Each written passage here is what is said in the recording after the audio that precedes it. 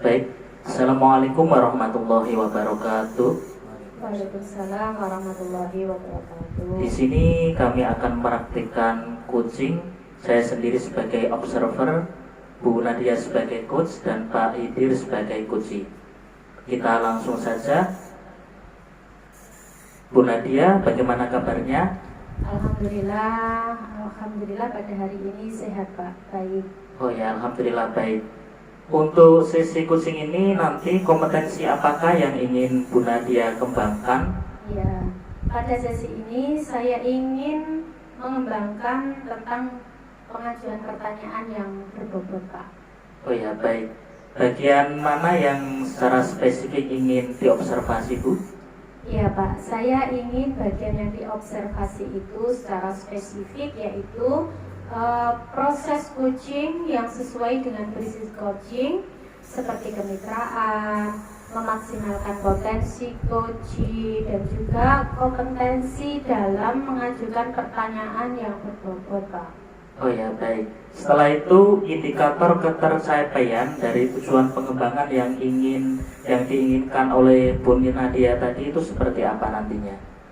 Ya, terlihat dari hasil percakapannya Pak, yang mana coach memberdayakan coachee dengan mengidentifikasi permasalahannya dulu. Kemudian dari identifikasi tersebut, coachee juga menggali tujuan, solusi atau rencana aksi yang timbul dalam pendapat coachee itu sendiri. Selain itu juga dari pengajuan pertanyaan yang berbobot dan terbuka dari coach, bebas dari penilaian dan asumsi dari coach, kemudian berfokus pada area yang ingin dikembangkan dari coaching. Oh ya, terima kasih Bu Nadia. Semoga kegiatan coachingnya nanti lancar. Amin. Terima kasih Pak Rohim. Assalamualaikum Bu Nadia. Waalaikumsalam Pak Hidir. Bu Nadia, mohon maaf mengganggu waktunya. Ya, tidak apa-apa Pak. Kebetulan hari ini saya longgar. Iya. Jadi begini Bu Nadia, kemarin kan saya sempat menghubungi Bu Nadia. Ada beberapa hal yang ingin saya ceritakan kepada Bu Nadia. Iya. Kira-kira ada permasalahan apa ya Pak Hidir ya? Saya pengen tahu. Jadi selama proses pembelajaran saya di kelas, ada salah satu anak, Dennis itu loh Bu, Dennis. Nah, saya bingung Bu, Dennis itu setiap kali pembelajaran PJOK teori, dia tuh selalu diam saja. Padahal yang lainnya tuh aktif, bertanya gitu. Tapi Dennis selama pembelajaran olahraga yang di kelas itu diam saja, gitu. Oh iya. Kira-kira Pak Hidir, setelah nanti Pak Hidir bercerita kepada saya, apa yang Pak Hidir harapkan setelah coaching ini? Yang saya harapkan yaitu adalah mendapatkan sebuah solusi, ya, sebuah solusi yang bisa saya terapkan kepada anak saya Dennis itu ketika di dalam kelas pembelajaran PJOK itu dia tidak diam lagi, jadi dia seperti teman-temannya bertanya dan juga aktif dalam memberikan tanggapan dan juga aktif dalam merespon teman-temannya yang memberikan sebuah pertanyaan. Ya, itu yang saya inginkan. Oh iya. Kira-kira idealnya itu seperti apa ya Pak ya?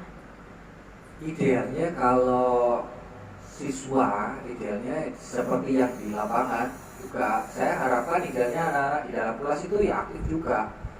Kan ada walaupun teori, tapi saya membuat permainan juga di dalam kelas yang sekiranya siswa itu tidak bosan. Jadi saya menerapkan ke semua siswa yang di kelas itu agar aktif, tetap aktif gitu. Tapi saya nggak tahu kok Dennis tetap seperti itu gitu. Hanya Dennis saja atau ada yang lain Pak kira-kira muridnya itu? Kemarin itu Isba juga seperti itu, tapi setelah saya dekati dan saya perlakukan berbeda, itu saya dekati dia, saya dampingi, ya alhamdulillah juga merespon baik. Tapi yang Dennis ini nggak tahu saya kok, saya dekati tapi kok tetap seperti itu. Sejauh ini Pak, apa yang sudah Pak Hidir lakukan terhadap Dennis? Sejauh ini ya saya baru berdekatan saja, saya hanya mendampingi saja, mendampingi di sampingnya ya. Dia cuma merespon seperti itu. Kalau saya dekati dia baru merespon. Saya nggak tahu apakah memang karakter dia seperti itu di dalam kelas ya. Saya juga kurang paham gitu. Iya, berarti melakukan pendekatan terhadap Dennis ya Pak ya. Kira-kira apakah ada alternatif lain selain yang Bapak sampaikan tadi? Iya, ini saya juga lagi membuat sebuah rencana yang kemarin saya dapatkan dari seminar bahwa ada penerapan 5 kebutuhan dasar yang ingin saya terapkan habis ini. Siapa tahu memang pada pembelajaran kebutuhannya dari situ belum tercapai kebutuhannya. Di antaranya yaitu kebebasan, kasih sayang, penguasaan, dan kesenangan. Dari situ mungkin kedepannya saya akan mencoba untuk menerapkan itu. Iya, pada alternatif lain semua itu, peluang yang paling besar untuk dilakukan dan paling besar untuk keberhasilannya dalam penerapan 5 dasar kebutuhan manusia tadi itu kira-kira yang mana Pak? Dari 5 dasar itu pastinya saya akan mencari dan mengobservasi kelima-limanya, saya akan terapkan kepada Dennis itu. Tapi mungkin nanti setelah saya menerapkan kelimanya itu pasti ada satu titik yang menurut saya perlu untuk ditingkatkan lagi terhadap si Dennis. Misalnya saya kemarin itu saya merasa ini belum saya menerapkan sih, tapi saya sudah merasakan bahwa saya sudah memberikan kasih sayang ke anak-anak, itu sudah saya berikan, kesenangan sudah saya berikan, kebebasan saya sudah berikan. Kemungkinan penguasaan ini yang masih belum didapatkan oleh Dennis. Jadi kemungkinan sangat besarnya itu yang saya akan memberikan sebuah penguasaan di mana Dennis, saya akan memberikan ruang untuk mengeksplor dirinya atau mengeksplor yang apa yang dia senangi di dalam kelas, bagaimana cara dia belajar dan bagaimana cara dia mengapresiasi sebuah pembelajaran di dalam kelas. Mungkin itu yang akan saya lakukan di sini, Bu. Iya, baik. Kira-kira Pak, kapan Pak Hidir akan merealisasikan atau Pak Hidir akan melakukan terhadap Dennis tersebut Pak? Secepatnya pastinya.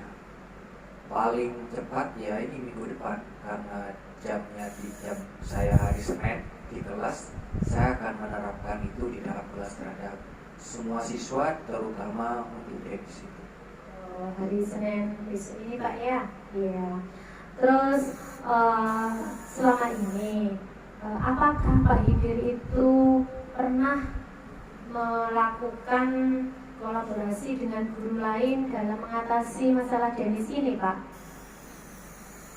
Selama ini saya belum pernah melakukan kolaborasi itu. Jadi ketika ada masalah, ya saya berusaha untuk menangani sendiri, begitu. Ya. Selama ini Pak Hidir menangani tersebut, menangani kasus Dennis ini ya.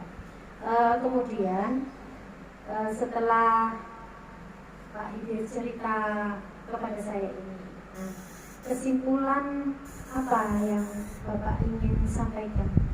Ya. Dari saya bercerita ini, saya jadi cukup terbuka pola pikir saya bahwa memang kayaknya butuh kolaborasi juga terhadap wali kelas yang ada, yang wali kelas 5 itu yang sekarang kelasnya Dennis itu. Selain menerapkan 5 kebutuhan dasar tadi, kayaknya saya juga perlu berkolaborasi terhadap wali kelas gitu. Iya Pak. Kemudian apakah ada lagi yang ingin Pak Hidir sampaikan? Iya, cukup Bu Nadia, mungkin itu saya jadi punya pandangan ini, saya harus cepat-cepat untuk membuat skenario ini. Iya, terima kasih. Mudah-mudahan Mas Denis, murid Pak Hidir, bisa lebih maju lagi untuk kedepannya ya Pak ya. Amin, ya. Terima kasih Bu Nadia atas Ya, waktunya. sama-sama Pak Hidir. Baik Bu Nadia, dari kegiatan coaching yang sudah Bu Nadia laksanakan tadi, apa saja yang sudah dilakukan pada percakapan dengan kunci tadi? Iya, ketika Pak Hidir menyampaikan tentang Denis, sudah menggunakan alur tirta dan menggali beberapa pertanyaan dari Pak Hidir. Oh ya, jadi kunci sudah menggunakan alur tirta ketika Coach sudah menggunakan alur tirta ketika menggali pertanyaan dengan kunci, begitu ya Bu Nadia? Iya Pak. Oh ya. Selanjutnya, kompetensi apa lagi yang ingin dikembangkan berdasarkan hasil dari coaching tadi? Iya, fokus pada coach yaitu mampu melihat peluang baru dan masa depan untuk selanjutnya Pak. Oh ya, berarti berfokus pada coach dan mampu untuk melihat peluang baru di masa depan. Oh ya, terima kasih Bu Nadia dan juga terima kasih Pak Hidir. Kita akhiri. Assalamualaikum warahmatullahi wabarakatuh. Waalaikumsalam.